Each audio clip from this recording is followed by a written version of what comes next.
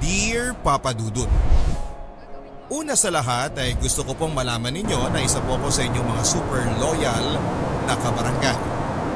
At pinapakinggan ko na po ang inyong programa mula noong nasa college pa ako. At ngayon nagtatrabaho na po ako ay sinusubaybayan ko pa rin ang inyong programa hanggat sa aking makakaya. Kaya maraming salamat po sakaling isa po ako sa inyong mapipiling basahin na sulat on air. Ako po si Carol, 25 years old at nagtatrabaho bilang isang training coordinator sa isang call center sa Quezon City. At dahil nakatira po ako originally sa Cavite, ay matapos ang ilang buwan kong pagtatrabaho sa call center, ay nagrent na ako sa isang maliit na kwarto na medyo malapit lang sa aking pinagtatrabahuhan para hindi na ako mapagod sa pang-araw-araw na biyahe. Simpleng tao lamang po ako, Papa Dudut. At simple lang din ang pangarap ko sa buhay. Ang makapagtrabaho, yumaman at magkapamilya. Responsable po akong tao. Kaya nga sa tingin ko ay yun din ang dahilan kung bakit hanggang sa ngayon ay wala pa rin akong boyfriend. Sa katunayan ay no boyfriend since birth po ako, Papa Dudut.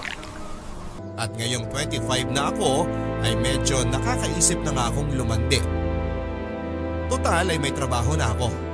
May naipon na rin naman ako kahit papaano. Ready na akong magka-love life. Ang kaso nga lang, yung mga panahon na dapat ay ginugugol ko para sa sarili ko ay kadalasan ay napupunta sa pag-aayos at pagsasalba sa mga gulo. At sakit ng ulo na pinapasok ng best friend ko na si Lyra. Kaedad ko lang din si Lyra, Papa Dudut. 25 years old lang din siya. Pero ang layo-layo ng maturity naming dalawa sa isa't isa. Kung ako pakiramdam ko ay 35 years old na akong mag-isip. Si Lyra naman pakiramdam ko ay parang na-stuck sa pagiging teenager. Actually, high school pa lamang naman ay medyo pasaway na talaga si Lyra. Pero habang tumatanda siya, ay parang mas lumalala ang kanyang sitwasyon. Ayoko mang gamitin ang term na yon dahil best friend ko si Lyra, Papa Dudut, ay naging isa siyang emotional vampire sa akin. Emotional vampire. Ito daw yung mga tao na kapag kasama mo ay parang hinihigop ng taong yon ang lakas at ang saya sa buhay mo hanggang sa wala nang matira sa'yo. At masakit mang sabihin, Papa Dudut, ay naging ganyan na ang tingin ko kay Lyra. Matapos ng lahat ng pinagdaanan kong paghihirap bilang nag-iisang best friend niya. Ang malungkot dyan, Papa Dudut, ay alam ko naman pong hindi ngayon sinasadya. At kung ano man ang nangyaring hindi maganda sa buhay niya, ay hindi naman niya ginusto. Talagang impulsive lang siya na tao. At sa tingin ko ay may factor din na galing siya sa isang broken family. Single mom kasi ang kanyang nanay at magkaiba pa sila ng tatay ng kapatid niya. Pero kahit na gusto kong magalit at iwanan na sa ere si Lyra, ay palagi akong inuunahan ng guilt. Alam ko kasi, Papa Dudut, na ako lang ang maasahan niya. Bukod pa dyan ay sweet naman si Lyra. At maraming beses ko na rin napatunayan na kapag ako naman ang naatraso at nagkaroon ng problema, ay makikipagpatayan talaga siya, maipagtanggol lamang ako. Sa katunayan ay nasa ganung sitwasyon nga kami nang una kaming magkakilala. Yak! Tinan mo yung babae, oh! Miss! Miss! Eh, takus ka! Puto, gusto mo? Ako? Dugyot! Dugyot! Woo!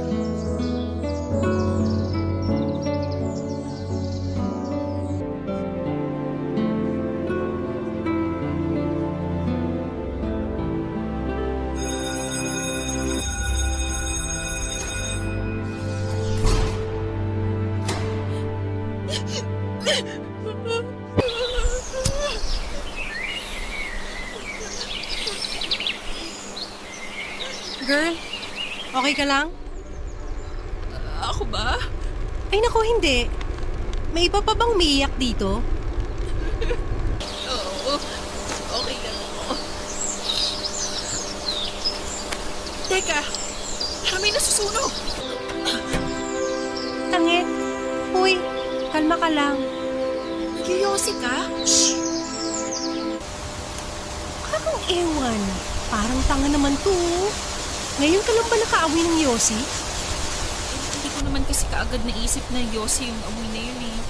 Malamang, nasa school tayo, kaya hindi ko naisip kung may magyoyosi dito. Bawal kaya yan? Tangit. Kaya nga ako nandito eh kasi alam ko bawal. Teka, bakit puro dugo yung palda mo? Ano nangyari sa'yo? Ngayon ka lang ba nakakita ng tinagusan? Tagos yan, ba't nasa harap?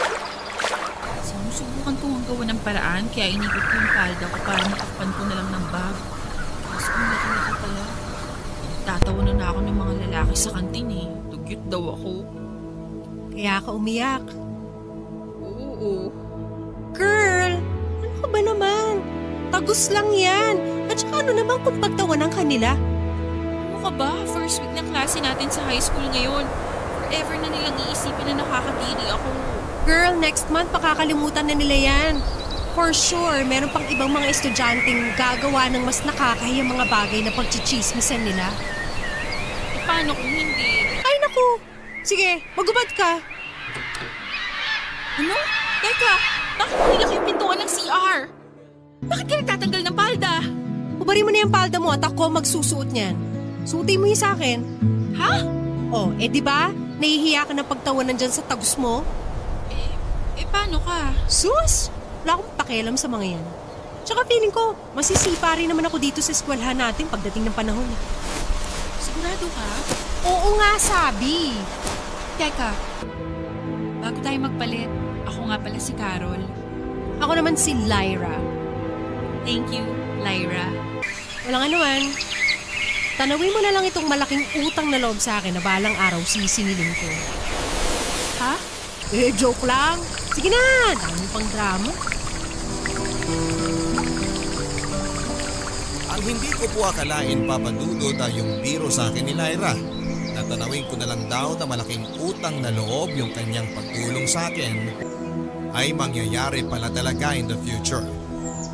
Matapos ang insidente na yon ay naging close kami ni Lyra. Kahit na hindi kami magka-section.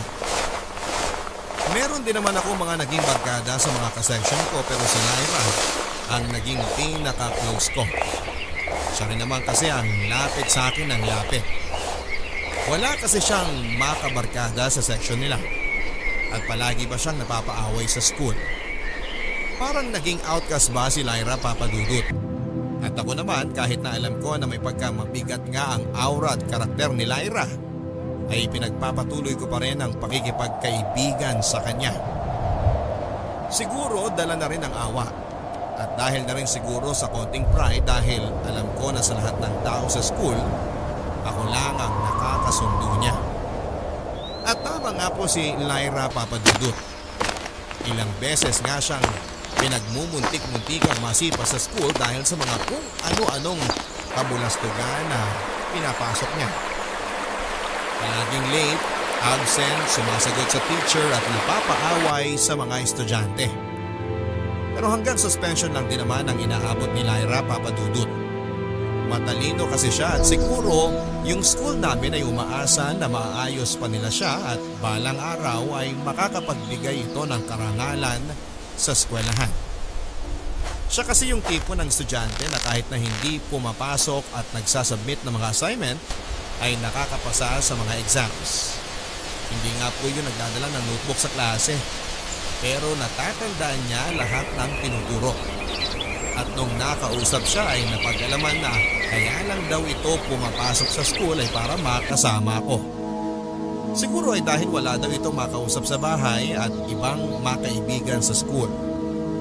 Ayon din sa chismis na nakuha ko ay mukhang si Lyra kasi ang may pinakamataas na IQ sa buong batch namin. Kaya naman po maski ako ay nasasayangan kay Lyra, Papa Dudut. Naging unconscious mission ko na po siguro tuloy ang matulungan siya na maayos ang buhay niya. At dahil maski ang mga kabarkada ko ay irritable kay Lyra, eventually po ay maski ako ay hindi na nila inaaya sa mga lakad nila dahil alam nilang isasama ko lang si Lyra doon. At noong tumagal-tagal na nga ay pati tuloy ako. Si Lyra na lang ang naging kaibigan ko. Sa awa ng Diyos ay nakagraduate naman po si Lyra na kasabay namin. At noong college na, dahil wala din naman po siyang balak na kahit na ano, ay kinuha na lang din niya ang kursong education para daw maging magkaklase kami. Pangarap ko po kasi dati ang maging teacher. At itong si Lyra, nakiride na rin. Alam ko rin naman po kahit na wala sa loob niya ang pag-aaral, ay maitatawid naman niya ang kolehiyo. Kagaya ng nagawa niya noong high school kami. Masaya lang din po ako na dahil din sa akin ay nagkaroon din ng interes itong si Lyra na makapagtapos ng pag-aaral. Pero nagbago po ang lahat ng nakilala ni Lyra si Larry. Nakilala niya lang po itong si Larry sa isang gimikan. At kinabukasan ay tinawagan niya lang po ako bigla at excited na kwentuhan na nahanap na raw niya ang soulmate niya. In short ay naging boyfriend po niya si Larry. At matapos nga ang ilang araw ay hindi na ito pumasok sa school namin at sinamahan na lang palagi si Larry. 19 pa lang po si Lyra noon. Samantalang yung Larry naman ay 26 years old na.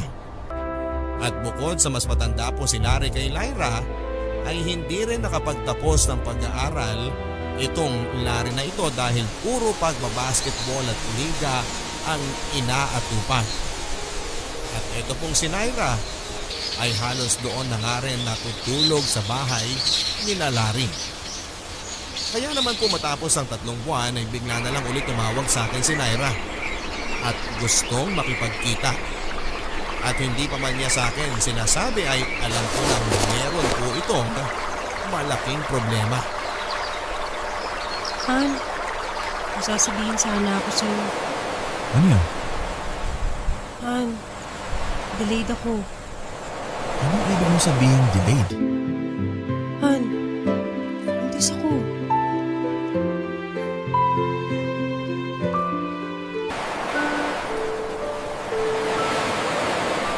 Ano?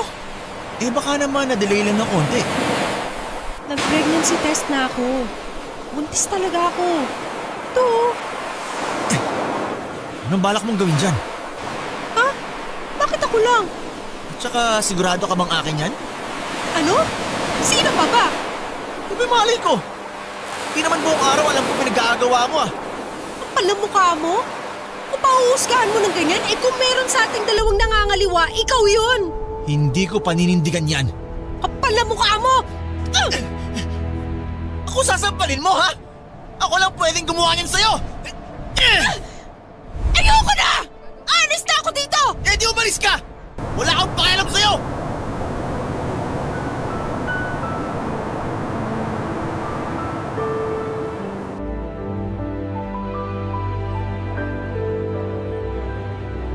Uy, Lyra, ano nangyari sa'yo? Tumawag ako sa mama mo. Madalang ka na rin palang umuwi sa bahay ninyo. Oo eh. Actually, galit nga sa akin ngayon si Mama. Saan ka natutulog? Doon, kina Larry. Eh, kumusta ka naman? Ano nang balita sa'yo? Carol, nag-iwalay na kami ni Larry. Ha? Bakit? Carol, buntis ako. Ano? 2 months na akong delayed. Ano ba yan, Lyra? So, ano sabi ni Larry? Ayaw niyang panindigan. Ano? Ang kapal naman ang mukha niya. Ano sabi niya? Sigurado daw ba ako na siya ang papa nito? What? Nasaan ba yan? Dali, sugurin natin. Na, ayoko magmukhang kawawa. Lyra, ano ka ba? Anak niya yan. Hindi naman po pwedeng matapos niyang magpakasaya. Ngayong buntis ka na, bigla na lang siyang mawawala. Anong balak niya? Dispatchahin sa'yo yung anak niya? Carol, ayoko na na rin eh. Tama lang naman talaga na hiniwalayan mo yung magaling na lalaki na yan. Pero hindi tama yung iiwan ka niya sa ere at hindi niya yan panindigan. No, ang ibig kong sabihin, ayoko na rin dalhin ng bata. Anong ibig mong sabihin? Carol, gusto ko ipalaglag tong bata. What? Bakit mo gagawin yun? Wala namang kasalanan yung bata. Ayoko rin namang buhayin tong batang hindi naman ako handa na maging nanay. Tapos wala rin siyang tatay. May gusto sa batang to. Myra naman. Kilabutan ka naman. Carol, ayoko matulad sa akin ng anak ko. Yung nanay ko, alam ko, ayaw niya naman sa akin eh. Magkaiba pa kami ng tatay ng kapatid ko. Ayoko lumaki yung batang to na pakiramdam niya walang may gusto sa kanya sa mundo. Na-aksidente lang siya. Myra, hindi ka aksidente, okay? At huwag mong sabihin na walang may gusto sa'yo dito sa mundo. Ako, anong tawag mo sa akin? Best friend mo ko. At ang nanay mo, sigurado ako kahit malayo kayo sa isa't isa, mahal ka rin nun. Carol, samahan mo na lang ako, please. Samahan mo ko ipalaglag tong bata. No, ayoko. Hindi ko pwedeng gawin yon. Paano ko ba magkaibigan tayo? Mauna ang desisyon ko. Gusto ko ipalaglag tong bata. Hindi ko kayang gawin to mag-isa. Kailangan ko ng kasama. Lyra, magkaibigan tayo pero hindi ko pwedeng gawin yan. Labag yan sa paniniwala ko sa buhay. I'm sorry. Carol, please. Hindi ko kayang pumunta doon ng mag-isa. Isa pa, alam ko namang magiging delikado yung procedure eh. Ano pa may mangyari din sa akin? Kaya nga eh. Huwag mo nang ituloy ang binabalak mo. Kasalanan yan eh. Handa nga naman kasi, Lyra. Hindi naman kayong mag-condom eh. Ayaw kasi ni Tari eh. Oo, mas lalo umiinit yung dugo ko dyan sa lalaki niyan eh. Dapat hindi ka pumayag. Napaka-irresponsable ng ginawa niyong yan. Alam ko. Kaya nga gusto ko na lang ipalaglag eh. Para pag uwi ko sa amin, wala nang problema. Lyra, pag nawala naman yung bata, hindi naman matatapos ang problema mo. Baka nga mas lumala pa dahil mumultuhin ka ng konsensya mo. Sige. Salamat na lang, Carol. Alis na ako. Hoy! Lyra! Sandali lang, mag-usap pa tayo!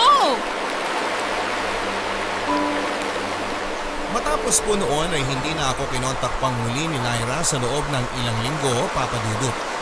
Dahil din sa pangyayaring yon ay hindi na rin po ako pinatulog ng konsensya ko sa loob ng ilang araw.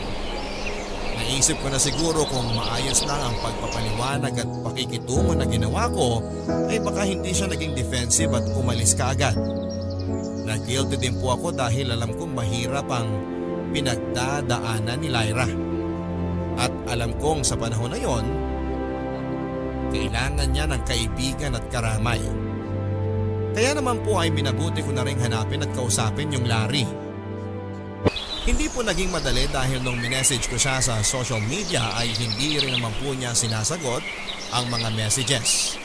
At kahit na ano pong pangungonsensya at mga mura ang sinasabi ko sa kanya ay dinedma lang po niya. At nakita ko na lang po sa mga post niya na parang may bago na itong GF. At nung minessage ko po yung bago nitong GF ay ako patuloy ang napasama. Kung ano-anong threats at pang-aalikusta ang ginawa sa akin ng mga kamag-anak at kaibigan ng Larry at ng bagong GF nito. Ang nangyari, nabaliktad pa. Ako patuloy ang napahiya sa mga kakilala ko sa social media dahil sa pang-control ng mga kakilala ng Larry. Hanggang sa ako na lang po ang sumuko at pinigilan ko na i-message sila. Sinabi ko na lang po sa sarili ko na si Lyra nga, alat ko na ang pangyayari at nagpatalo na. Ano pa nga ba ang magagawa ko? Kaibigan lang ako. Isang araw ay kinontak akong muli ni Lyra, Papa Dudut. Nalaman ko na umuwi na pala siya sa kanila. At hindi niya itinuloy ang pagpapalaglag sa bata. Nakahinga po ako ng maluwag nang marinig ko yon. Pero ang problema po ay hindi pala niya sinasabi sa mama niya na buntis siya. At wala pa siyang balak na ipaalam yon sa mga magulang niya. Pinayuhan ko po si Lyra na mas makakabuti na sabihin na niya sa mama niya ang nangyari dahil malalaman at malalaman din naman ng mga tao sa bahay nila ang katotohanan. Pero natatakot po si Lyra dahil sigurado daw siya na palalayasin daw siya ng kanyang mama kung magkataon. Lalo pat wala din itong kaalam-alam na hindi na siya pumapasok sa school. Ang nangyari po pala, Papa Dudut, ay kumukuha pa rin siya ng pang-tuition at baon si Lyra sa mama niya. Kahit na hindi na po siya pumapasok.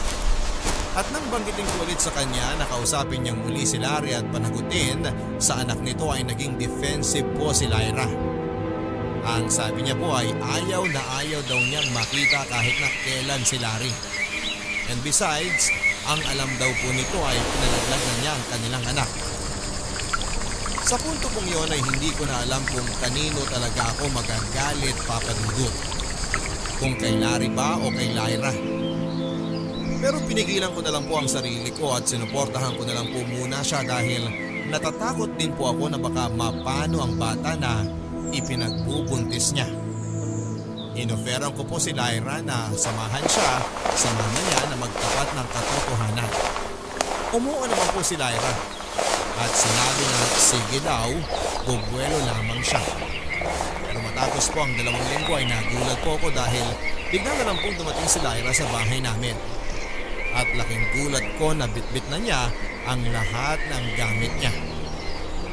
Sa puntong yon, kahit nakabado ako dahil final exams na namin kinabukasan at kailangan ko pang mag-review, ay agad ko pong inasikaso ang kaibigan kong nangangailangan ng tulong. Lyra, dumaan ako sa school mo kanina. Ano, ma? Eh, ang tagal-tagal ko nang inutos sa'yo na ikuha ng application form itong kapatid mo. Eh, hindi mo naman ginagawa. Ako nang nagkusa. Siguro kasi nakakalimutan. Nakakalimutan? Bakit? Ano bang pinagkakaabalahan at nakakalimutan mo? Kasi lang kasi ako sa school ngayon. Sinungaling! Nagtanong ako sa registrar at doon ko nalaman na 1 semester ka palang hindi pumapasok.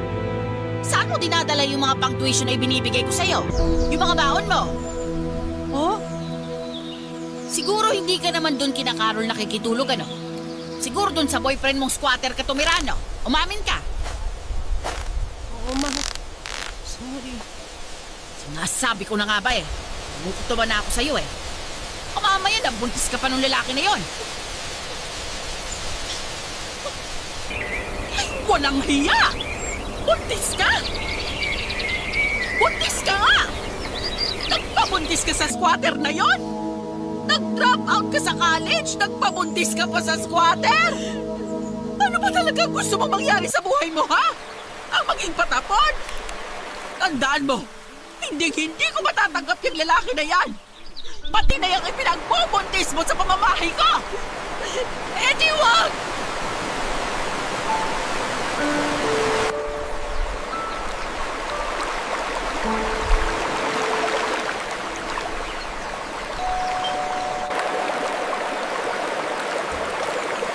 Lyra, ano nangyari? Gabing-gabi na. Carol, pwede bang dito muna ako sa inyo? Carol, sino yan? Ma, si Lyra. Oh, Lyra, anak. Ano nangyari?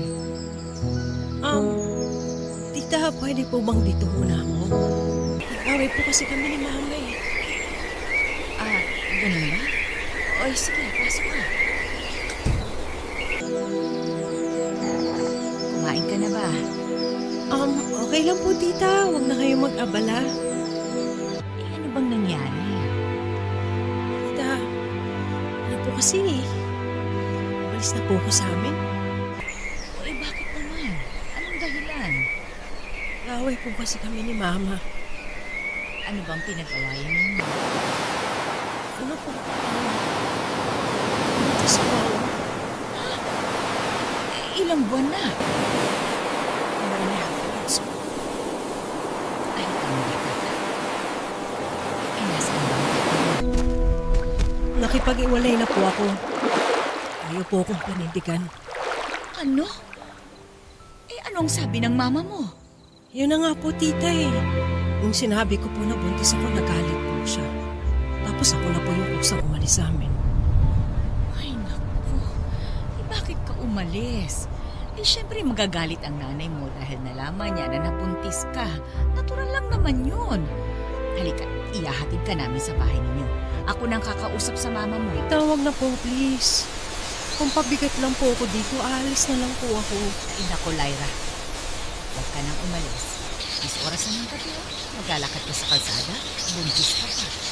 Sige na, dito ka na magpalitis ng gabi. Pero pag-isipan mo muna mabuti ang desisyon mo pag-alas na ha? Well, Carol, halika na naman sa taas. Ayusin natin ang tutulugan nila.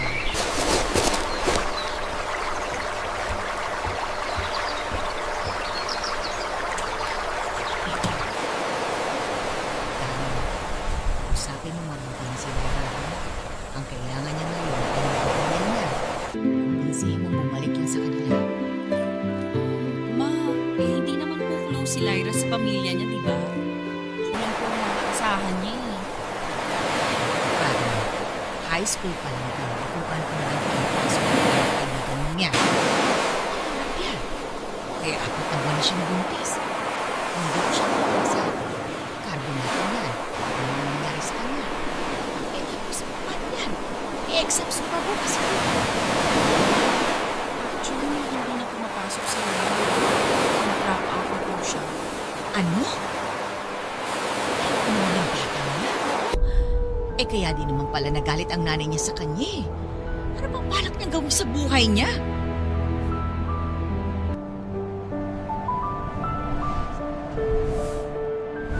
Kahit nalabag sa loob ni Mama ay ipinaglaban ko po na kupkupin namin ng pansamantala si Lyra. Pero nang talagang malaki na po ang tiyan ni Lyra at mga 6 or 7 months na po siyang buntis ay hindi na po nakatiis si Mama. Kinausap niya po ng masinsinan si Lyra at kinumbinse na mas makakabuti kung uuwi muna siya sa kanila dahil baka manganak na siya anytime soon. Inassure na lang po ni Mama na anytime na magkaproblema si Lyra ay naroon lang naman kami para tumulong. Para din po makasiguro kami na magiging maayos ang pagbalik ni Lyra sa kanila, ay sumama po kami ni Mama sa kanya para makausap po ni Mama at mapaliwanagan ang nanay ni Lyra.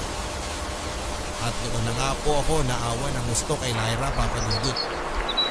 Pagbukas pa lang ng pintuan ay hindi man lang niyakap o kinumusta ng nanay ni Lyra ang anak niya. Ang una pa pong sinabi ay anong ginagawa niyo dito. At nang makausap po sila ni Mama ay kitang-kita ko kung paano naging defensive ang nanay ni Lyra. May kasabihan po tayo na hindi matitiis ng nanay ang anak nito. Pero sa kaso po ni Lyra ay pakiramdam ko ang nanay niya po ang exception to the rule. Sa katunayan nga po, pag-uwi namin sa bahay ni Mama ay nabanggit din niya, kaya naman daw siguro pala naging ganon si Lyra dahil yung nanay nito ay walang kaamor-amor sa anak nito.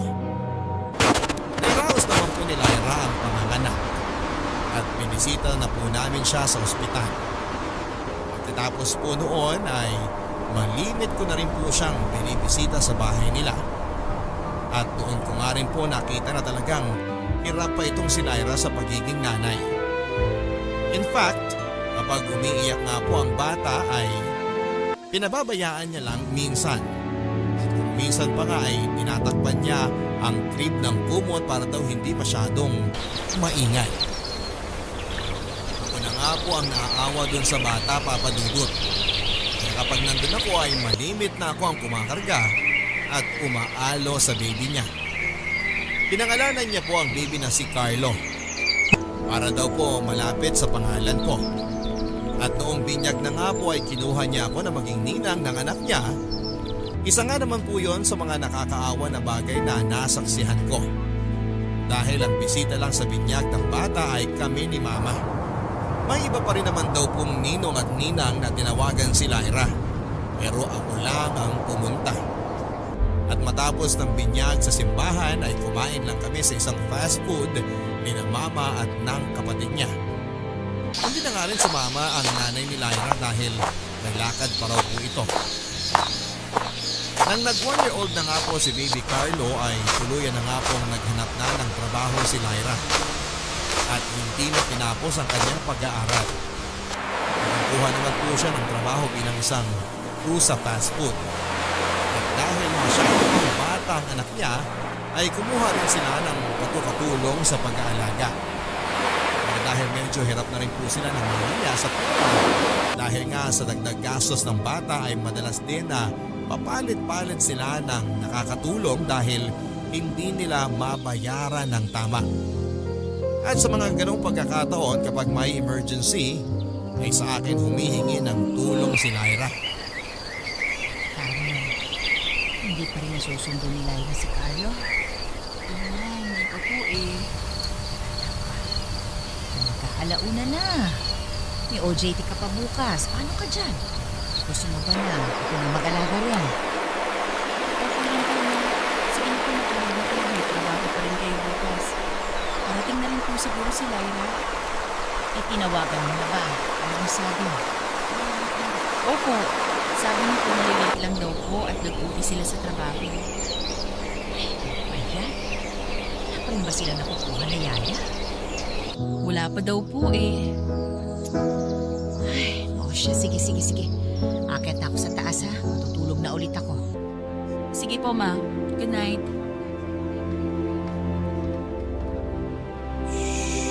Sleep na. Sleep ka na. Darating na si mama mo. Ano ba naman yan? Nasaan ka na ba? Hello? Lyra! Ano ka ba? Kanina pa ako tawag ng tawag sa'yo ah. Hindi ka man lang sumagot o mag-reply. Nasaan ka na ba? Dito na, bababa na ng taxi. Sa tapat niya na. Salamat naman.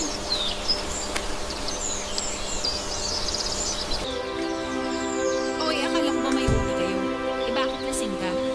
Ano kasi, nagkayaan kasi kami ng mga katrabaho ko. Kasama namin si Sir Maki. Eh di syempre, makakasali pa ba ako? Chance ko na yun. Ano? Nakikipag-inuman at landian ka? Samantalang yung anak mo andito. Kanina pa iyak ng iyak. Sorry na, pasensya na ninang.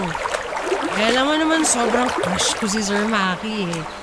I think, pagkatapos nga ng gabi na to, in love na ako sa kanya. Ay naku, anong inlove ang sinasabi mo? Eh may asawa na yung tao.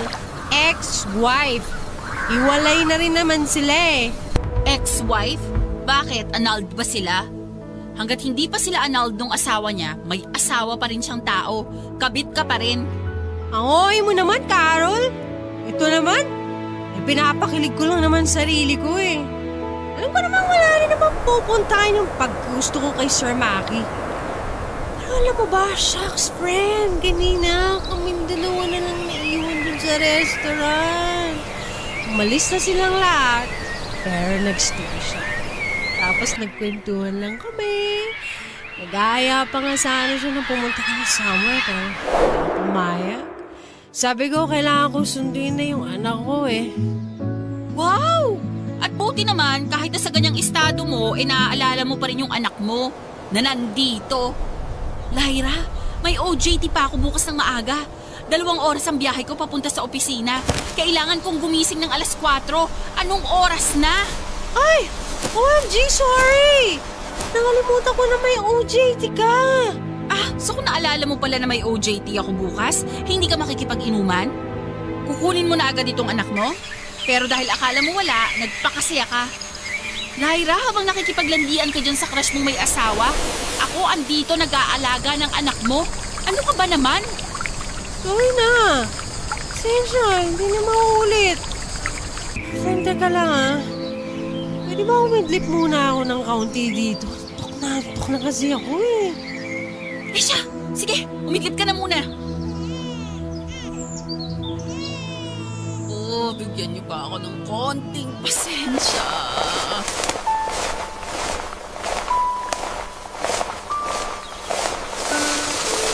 Hindi ko na po nagising si Lyra ng gabing yon. Kaya pinabayaan ko na lang po siyang matulog sa sofa namin. At para hindi na rin po maabala sina mama ay doon na lang din po ako natulog sa may sala, Papa Dudut. Mabuti na nga lang ay napatulog ko rin ang inaanak kong si Carlo, kaya naman nakaidlip ako kahit na papaano. Pero kapag umiiyak po ang bata ay nagigising din ako kaya mababaw din naman ang naging tulog ko. Nang paalis na po ako papunta ng OJT ay saka ko na lang ginising si Lyra. At naging pahirapan pa ito. Mabuti na nga lang po ay bago bumaba si na mama para sa almusal ay nakaalis na kami. Yun na po siguro ang pinakamalala na ginawang pagpapabaya ni Lyra sa anak niya sa mga panahon yun. At ipinangako ko na rin po sa sarili ko na hindi na po siya makakaulit sa akin ng ganon. At sa kabutihang palad naman po ay naging mas responsable si Lyra. Sa iba pang mga pagkakataon na iniwan at ipinapaalaga niya sa akin ang anak niya. Pero eventually po, Papa Dudut, ay etong crush ni Lyra na manager niya sa fast food ay nakarelasyon din niya. Kung yung Larry po ay 7 years ang tanda sa kanya. This time, itong si Sir Maki na naging boyfriend niya po ay 10 years naman ang tanda sa kanya. Meron ng 2 anak na nasa poder ng kanyang asawa. At matapos nga po ng ilang buwan lang mula nang sila ay naging magkarelasyon, ay nakipag-live-in na nga po itong si Lyra sa bago niyang boyfriend na si Maki. Graduate na po ako ng college at agad ding nakahanap ng trabaho. Samantalang ito pong si Lyra ay madalang na muling nakikipag-communicate sa akin. Ganun po kasi ang sakit ni Lyra. Kapag may bago siyang karelasyon ay nawawala siya sa radar. Parang umiikot lang ang mundo niya sa tao na yon. At kapag kinukumusta ko naman sila ng inaanak ko, ay sinasabi naman niya na maayos po sila. At mahal na mahal daw sila ni Maki. Nang marinig ko po ito, Papa Dudut, ay naging medyo kampante na ako para sa kaibigan ko. Ang sabi ko sa sarili ko, kahit na siguro hiwalay sa asawa at malaki ang agwat nila sa kanyang asawa, ay mukhang finally ay nakakuha naman siya ng tao na mag-aalaga sa kanya. Medyo pangit man pong pakinggan, Papa Dudut. Pero 3 taon din pong medyo naging tahimik ang buhay ko at nakahinga ako sa mga sakit ng ulo na ibinibigay sa akin ni Lyra bilang best friend niya at ninang ng anak niya. Padalang na lang po ang pagkikita namin. Hanggang sa umabot sa nagkakausap na lang kami kapag birthday ng inaanak ko o kung hindi man ay kapag Pasko. Pero sa 3 taon po na nagsasama sila ng Maki, ay never din po nasumama itong si Maki at nakipagkwentuhan sa amin. At minsan nga ay hindi ko alam kung ini-imagine ko lang ay parang ang saya-saya ni Lyra kapag hindi niya kasama si Maki. Eventually po ay lumipat na nga po ako ng trabaho at bumukod na rin sa bahay namin. At ilang buwan matapos kong kumuha ng sarili kong apartment, ay nagulat na lamang ako nang bigla namang sumulpot si Lyra sa pintuan ko.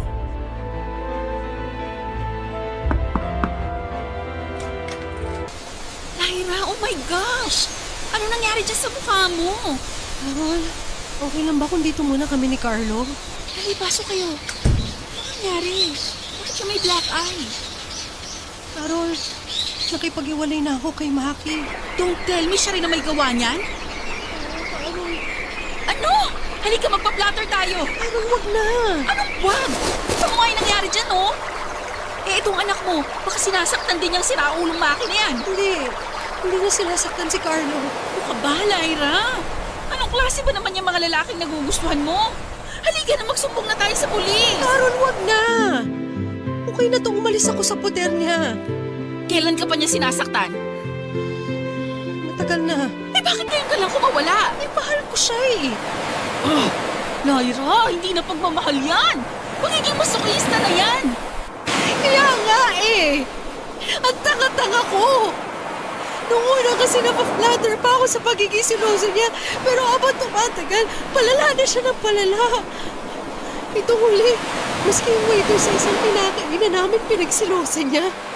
Ginitaan ko lang yung waiter, Carol. Tapos pagdating namin sa bahay, sinapak na niya ako. Bakit ko raw nilalandi yung lalaki? Naku, Lyra. Tara na, magsumbong na tayo sa pulis. Huwag mong palampasin yan. Wag, please. Natatakot ako eh. Baka balikan niya ako. Pati si Carlo madamay. Lyra, lagi mo nalang pinapalampas yung pananakit sa'yo ng mga nagiging boyfriend mo eh. Para rin naman sa proteksyon mo yan eh. Tara na, magpa-medico legal muna tayo. Huwag na, Carol. Baka pati ko madamay pa. Alam niya rin tong bahay mo. Ano? Paano naman niya malalaman? Di ba binisita ka namin ni Carlo nung unang linggo mo dito? Carol, naghihintay lang sa amin si Maki sa kotse noon. 3 years na siyang ganyan. Bantay sarado ako, kaya hindi niya rin ako pinagtatrabaho. Kapag nakikita tayo, kahit na hindi siya sumasama, naghihintay lang siya sa kotse. Para masiguro na hindi ako manlalaki. What? Eh, sabi ko naman pala talaga yung makina yan eh. Tara, pumunta na tayo sa ospital at magpa-medico legal na tayo. Ayoko, Carol! Tara na! Anong medical legal ang sinasabi nyo? Maki! Padaanin mo kami. Hindi kayo aalis dito! Tumabi ka dyan! Akala mo matatakot mo ako? Lyra, tara na! Sabi ko nang hindi! Pasok! Doon tayo sa loob! Maki! Tulungan niyo kami! Tulong! Matatasan mo ako! Ha? Tama na, Maki! Hindi ka makakawala sa akin! Maki, tama na! Ano ha? Huwag kayo makialam dito! Mabuti na lang po at umayuda sa amin ang mga kapitbahay ko sa inuupahan kong apartment, Papa Dudut. Mabuti na nga lang at kahit bago pa lang ako doon ay nagpakita na sila ng kabutihan at malasakit sa amin. Dahil kung hindi ay baka kung ano ang ginawa sa amin ni Maki. Matapos po nilang tumawag ng barangay ay dumating po ang mga tanod at tuluyan na rin pong ipinablatter si Maki. Hindi ko na po pinalabas si Lyra at ang anak niya sa apartment ko, Papa Dudut. At maski ako ay ilang linggo din na hindi mapakali at tuliro sa pangamba na baka bigla na lang may manaksak sa akin habang naglalakad. Sa awa naman ng Diyos ay hindi na kami ginambala ng Maki. At matapos ang ilang buwan ay nabalitaan din ni Lyra na na-stroke ito. Hindi rin pinalampas si Maki ng karma. At dahil nga sa mga nangyari ay doon na rin tumira si Lyra at si Carlo sa inuupahan ko. At halos ako na rin ang sumusuporta sa kanila sa loob ng kulang-kulang 1 taon. Mula kasi nang nakipag-live-in itong si Lyra kay Maki ay hindi na rin niya masyadong kinokontak ang nanay at kapatid niya. At parang ganun din naman sila sa kanya. Sa madaling sabi parang nakipagkatays na sila ng kanyang mga kamag-anak sa isa't isa. At ako na lang talaga ang naaasahan niyang tutulong sa kanila ng anak niya. Mabuti na lang din at eventually ay nakakuha din ng trabaho si Lyra sa isang call center. At natuwa ako dahil nakikita ko na parang unti-unti na siyang nakakabangon sa mga pinagdaanan niya at nagiging independent na. Eventually ay bumukod na rin sila at lumipat na rin sila ng sariling kwarto ni Carlo sa may kalapit na bahay na malapit sa akin. OMG! Up to 70% off yung mga damit nila. Let's go! Hoy! Lyra, ano ka ba? Ang dami-dami na niyang mga pinamili mo. 2 na tayong nagbubuhat nito mga pinag-shopping mo. Ayaw mo pa rin tumigil. Isayang naman kasi, minsan lang mag-discount. 70% discount nga. Eh ang original price naman ng mga damit na yan, 10,000. Eh di 3,000 pa rin yun. Ano ka ba? 2 kahunan ng ukay-ukay na damit ang mabibili mo sa halaga na yan. Friend, ano ka ba? Nahan mo nga yung poses mo, nakakaya. Graduate na tayo dyan sa ukay-ukay. Ano ka ba? Mayaman na tayo ngayon. Ay naku, ayaw ko sa'yo. Halika na, pumasok na tayo.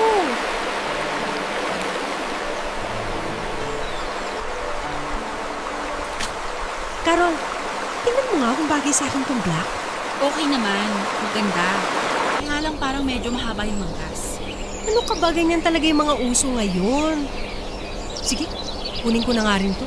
Wow, ganun-ganun lang? Hayaan mo na, naka 70% off naman eh. Sira! Ikaw mula nung nagka-credit card ka, wala ka nang ginawa kundi mag-swipe na mag-swipe ha. Pinapaalala ko lang sa'yo ha, hindi yan premyo, utang yan. Okay lang yan. Magkaka 13th month pay naman eh. Ay, nako. Eh ano? Nag-open ka na ba ng isa pang account para lang sa savings mo? Hindi pa. Tsaka na kapag dumating na yung 13th month pay ko. Eh ano pang matitira sa 13th month pay mo? Kung ipambabayad mo sa credit card dahil dyan sa mga pinag-shopping mo. Okay lang yan. God will provide. Lyra, alam mo nasa Diyos ang awa pero nasa tao ang gawa. Anong akala mo kay Lord? Genie na nasa bote kapag hinaplos mo, ibibigay niya lahat ng gusto mo? Siyempre kung kaya mong paghandaan at ipunin, gawin mo na. Yung mga bagay na wala tayong kontrol bilang tao, yun lang ang dapat nating iasa sa Panginoon. Ay naku, tama na nga Sister Lyra. Sige na. Magbubukas na ako ng isa pang savings account para lang sa ipon. Tama! At siguraduhin mo na huwag mong gagastusin yon.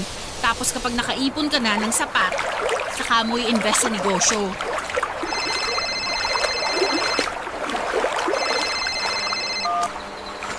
Hello? Okay, sige po. Pwede po kaya bukas nyo na lang i-deliver kasi baka late na ako makauwi ngayon eh. Doblein ko na lang po yung shipping fee. Okay, sige po. Thank you. Ano na naman yung in-order mo? Order ako ng rubber shoes ni Carlo. Tapos ako rin. Matching kami.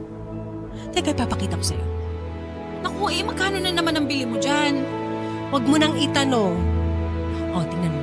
Diba? Ang ganda. Ayan yung pinagkakaguluhan ng mga kaopisina ko na rubber shoes. Bumili ka? 7,000 lang isa niya? Iyan mo na, friend. Kung sakasakali, first time ko naman to na magkakaroon ng sapatos na tatagal ng lampas sa 6 na buwan. Ay, naku, Lyra. Kung mag-ingat-ingat ka sa paggastos mo, dahil hindi tayo habang buhay na malakas at may trabaho. Malaki po ang sweldo ni Lyra Papadudut. Lalo na kapag na-assign siya sa night shift kung saan ay may dagdag po siya na night differential na nakukuha. Pero kung ano namang laki ng kanyang sweldo, ay ganun din po kalaki ang kanyang mga nagagastos. At halos buwan-buwan ay nauubos din ang lahat ng sweldo niya dahil sa mga bayarin sa credit card. Bukod pa kasi dyan ay kumuha na rin si Lyra ng stay-in na yaya na mag-aalaga kay Carlo. Dahil simula na itong pumasok sa nursery. Pero kahit na magastos po si Lyra Papadudod ay galante naman po siya. Hindi po siya makasarili at sinishare ni Lyra sa ibang tao kung ano ang meron siya. Sa katunayan, sa tuwing nagsha-shopping po yan ay hindi nakakalimot sa akin. Pati ako ay kasama sa mga pinasasalubungan niya. At ang anak niyang si Carlo ay talagang branded halos ang lahat ng gamit. At umabot na rin po sa punto na kinukulang na ang kanyang sweldo sa kanyang mga binabayaran. At nangungutang na rin siya sa akin. Nababayaran naman po ako ni Lyra kahit papaano. Pero ayun nga po halos parang wala din dahil matapos niyang makabayad ng isang inutang ay uutang na naman siya matapos lang ng ilang linggo. At muli na naman po akong kinabahan para sa aking kaibigan. Ang hindi ko po akalain, Papadudot, ay maski sa usapin ng pag-ibig ay magiging malaking hadlang si Lyra sa akin. Isang araw po kasi nagkaroon ako ng bagong office mate sa trabaho, si Jasper. Guwapo po siya, matalino at may kaya. Unang linggo pa nga lang po niya sa opisina namin ay marami na ang nagkaka-crush sa kanya. Isa na po ako doon. Pero dahil 2 taon ang tanda ko sa kanya, ay ang naging tingin at pagtrato ko sa kanya ay parang nakababatang kapatid. At nung ako po ang na-assign na mag-train sa kanya ay marami po sa amin ang naiinggit. At dahil nga po doon ay nagkaroon kami ng maraming pagkakataon na magkakilanlan at magkabanding. Eventually po ay nagkagaanan na namin ang loob sa isa't isa at naging close kami. Nang unti-unti ko na po siyang nakakakita ng mali siya ay nalaman ko na crush niya pala yung isa sa mga office mate namin. Dahil dito ay mas lalo ko na siyang hindi nakita bilang potential na boyfriend. At pinigilan ko na po kung ano man yung pag-assume na iniisip ko. Pero dahil na rin po sa naging komportable kami sa isa't isa, ay naging magkaibigan at close kami sa mga sumunod na linggo. Hanggang sa parang nakaramdam na nga po ako ng eto parang MU na nga po kami ni Jasper. Yun ay kahit na sinasabi niya pa rin na may crush siya na iba sa amin. At munti ka na nga po itong mapatunayan nang minsan nilabas kami ng kami lang at walang ibang kasamang office mates. Ano? Hindi nga. So, NBSB ka talaga? Oo nga. Ano naman ngayon? Pero, bakit? Anong ibig mong sabihin bakit? Wala naman nang liligaw eh. At wala rin naman ako nakikitang worth it na ligawan ko eh. Weh, sa ganda mong yan? Sira. Oo nga, pero seryoso, bakit? Teka lang, alam ko na. Nai-intimidate ang mga lalaki sa'yo. Ha? Ako? Nakaka-intimidate ba ako? Oo. I mean, mukha ka kasing matino. Ganun? So ang mga gusto ng mga lalaki ngayon yung matino? Hindi, ang ibig kong sabihin, para kasing masyado kang seryoso sa buhay. You mean boring? Yeah. Wow, thank you ha. Yun na nga eh. Nung nagkakilala tayo, hindi naman pala. Ang saya mo naman palang kasama. Sus? Bukod pa dyan, hindi ka marunong makipag-eye contact. Ha? Anong ibig mong sabihin? Napansin ko kasi sa iyo yun eh. Parang hindi ka nakikipag-eye contact sa mga lalaki. Wow! At talagang inoobserbahan mo ako ha? No, what I mean, sa akin. Sa experience ko sa'yo. O sige na, real talk na tayo dito. Total, komportable na naman tayo sa isa't isa. Ang mga lalaki kasi, mahilig yung makipag-eye contact. Doon kasi nila nagigauge kung attracted sa kanila yung isang babae. Especially kung first time nilang mamimit yun. Ganun? Oo. Tapos ikaw, maulap ang mga mata mo. Walang landi. You know what I mean? Paano ba lumandi ng tingin? Ganito. Oh, tingnan mo ako. Diba? Hindi mo nga ako matingnan ng diretsyo. Sige na. Try natin, isa pa. Madali. Titigan mo ako sa mga mata ko.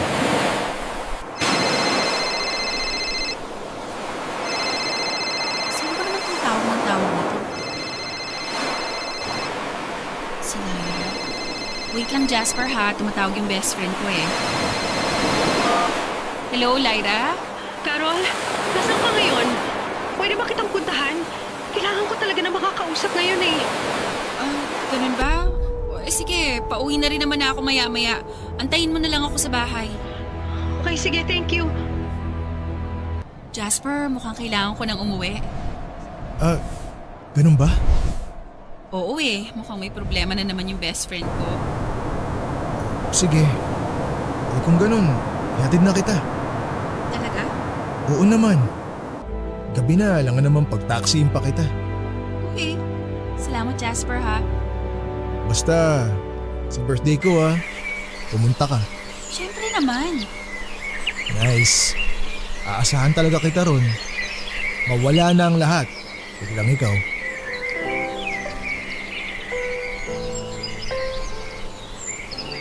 At kahit na buwisit po ako sa timing ni Lyra Papadudot ay agad po akong umuwi sa pangamba na kung ano naman ang pinasok na gulo nito. Pero pag uwi ko nga naman ay nalaman ko na isang malaking kamalasan pala ang dumapo kay Lyra. Na malilay off po siya. Nalugi na po kasi yung account kung saan siya na-assign at wala na po sa kanilang paglilipatan. At dahil dito ay napagdesisyonan na bibigyan na lamang sila ng separation pay. Alam ko pong magiging isang malaking problema ito kay Lyra dahil alam ko po kung gaano kalaki ang mga binabayaran niyang bills buwan-buwan. At dahil nga po sa mga nangyari ay na-depress po si Lyra Papadudut. Sa mga sumunod na araw ay halos tulero at tahimik lang po ito kapag nakikita ko. At dahil na rin po siguro sa guilt na ako po ay pumapag-ibig at nagpapakasaya, habang ang best friend ko naman ay kakawala lang ng trabaho, ay minabuti ko na rin pong mag-beg off sa birthday ni Jasper. At sinamahan at dinamayan ko na lang po si Lyra. The next day, matapos po ang birthday ni Jasper, ay nagbago po ang pakikitungo niya sa akin. Naiintindihan ko naman po na magkakaroon siya ng tampo dahil hindi ako nakarating. Pero ang talagang kinagulat ko po ay nang marinig ko na usap-usapan sa opisina na may nangyari kay Jasper at doon sa babaeng nabanggit niyang crush niya. At ngayon ay parang naging item na sila. At pagkatapos po ng isang linggo, Papadudot, ay naging si Jasper na at ng babaeng niyo. At si Jasper ay naging cold na rin sa akin na parang may kinikimkim na sama ng loob. Alam ko pong medyo mababaw, pero ang sakit-sakit sa damdamin ko nang nalaman ko na nagka-GF na si Jasper. Alam ko rin po na medyo mababaw na makaramdam ako ng sakit sa isang lalaki na naka-MU ko lang naman at hindi naman talaga sa akin nagdapat. Pero hindi ko rin po maalis sa isipan ko, Papadudot, na paano kaya kung nagpunta ako sa party ni Jasper na yon? Masasabi niya kaya sa akin na may gusto siya sa akin? Baka ako na ang GF niya ngayon kung sakasakali. Pero dahil naman sa pag-aasikaso at pagdamay ko sa problema ni Lyra, ay naisang tabi ko naman ang sarili ko. Hindi ko na nga po alam kung saan ako mas maiinis. Kung doon ba sa missed opportunity na magkaroon ng boyfriend dahil kay Lyra, o dahil sa naipon kong konsumisyon sa pagiging taga-ayos ng buhay ni Lyra. At umabot na nga po sa rurok ang depression ni Lyra, Papadudut. Kaya minabuti kong dalhin na muna siyang muli sa bahay namin. Para kung sakaling nasa trabaho ako, andun si na mama para ma-check si Lyra every now and then. At kahit po kailangan ko na namang bumiyahe ng 2 oras araw-araw dahil mapapalayo na naman ako sa aking pinagtatrabahuhan na opisina, ay ginawa ko po. Alang-alang kay Lyra. Lyra, bumaon ka na dyan. Alas 11 na ng tanghali. Sumabay ka na sa akin sa pagpasok ko sa chef mamaya. Maya-maya na. Akala ko ba maghahanap ka na ng trabaho? Bukas na lang kaya. Masama ang pakiramdam ko eh. Lyra, 3 linggo ka ng ganyan. Kumilos ka ng pag-asikaso. Carol. Ano? Carol, pakiramdam ko. Papatayin ko sa sarili ko. Ano? Carol, hindi ko na kaya. Pagod na akong mabuhay. Lyra, huwag mong sabihin yan. Pagsubok lang yan, malalampasan mo to, okay? Carol, parang hindi ko na kayang malampasan to. Kakayanin mo, okay? Sige na, mag-asikaso ka na. Carol, ikaw na bahala kay Carlo, ha? Ano? Huwag ka nga magsalita ng ganyan. Wala na akong ibang mapagbibilinan kay Carlo. Ikaw ang ninang niya. At ikaw lang ang kakilala ko. Ikaw lang ang pinakamatino at maaasahang taong kakilala ko. Lyra, please. Huwag namang ganyan. Malalampasan natin tong problema mo, okay? Gusto ko na lumaki siya na kagaya mo. Matalino, malakas, responsable sa buhay. Tigilan mo na yan, Lyra. Pangako mo sa akin na alagaan mo si Carlo. Magwala na ako. Hindi. Hindi ko aakuin yung anak mo. Gagaling ka pa, Lyra. Huwag ka nga magsalita ng ganyan. Bakit ka ba ganyan magsalita sa akin? Sasaktan ako, Carol. Hana! Hana! Nabibigatan ka na sa akin, no? Pakiramdam mo, pabigat na ako sa'yo, no? Hindi. O siya. Sige, pahinga ka na lang ulit ngayon. Hindi mo pa kaya. Pero lahat na lang kayo irritable sa akin. Walang may gusto sa akin. Bata pa lang ako, wala nang may gusto sa akin. Wala akong lugar sa mundo. Ano sabihin yan, Lyra? Pero totoo, di ba? Nabibigatan ka na sa akin. Mas mabuti pa magpakamatay na lang ako. Tumigil ka na, Lyra, please! Makaka-recover ka! Makakakuha ka ulit ng trabaho, maayos mo yung buhay mo at mapapalaki mo ng maayos yung anak mo! Ayoko na nga eh! Ayoko na! Pare-pareho naman tayong may problema, Lyra eh. Bakit ang dali-dali sa iyong bumigay? May anak ka! Ikaw na bahala kay Carlo. Ayoko na. Anong ayaw mo na? So ano? Sa akin mo na naman ipapasa dahil hindi mo na kaya? Lyra, mula na makilala kita, lahat ng gulong pinasok mo na hindi mo malusutan, ako ang umaayos! Ako ang umako! Lyra, pagod na rin ako! Maging malakas ka naman para sa sarili mo! Ayaw mo na mabuhay? Bas ako! Ayoko na rin!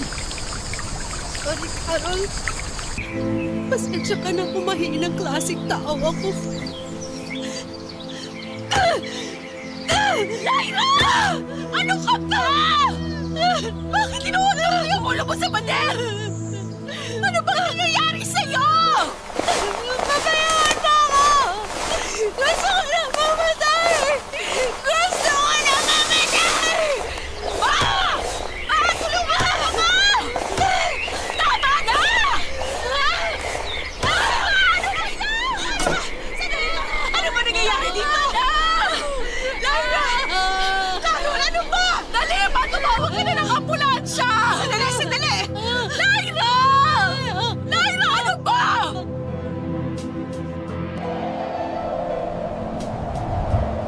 Sinuntok po ni Lyra ang bintana at nagkanda dugo-dugo ang mga kamay niya. Mabuti na nga lang po at naroon din ang kasambahay namin at napagtulong-tulungan namin na matalian si Lyra para hindi niya masaktan pa ang sarili niya. Agad po naming itinakbo si Lyra sa ospital at batay nga po sa pagsusuri ng doktor, may malalang depresyon daw si Lyra. At dahil dito ay kinakailangan ng mag-confine muna sa psychiatric ward para hindi na siya manakit sa sarili niya. Dahil wala din naman pong trabaho si Lyra ay ako na rin po ang umako ng mga bayarin sa hospitalization. Gusto ko na po talagang sumigaw at magwala na rin po sa puntong yon. Hirap na rin po ako maging kaibigan ni Lyra. Pero at that point ay parang hindi na rin naman ako po pwedeng bumigay dahil baka buhay na ni Lyra ang maging kapalit.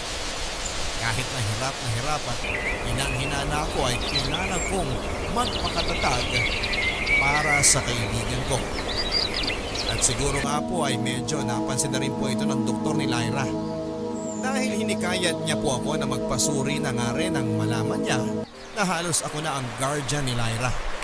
At doon ko na nga rin po nalaman na meron na rin po akong sintomas ng depression.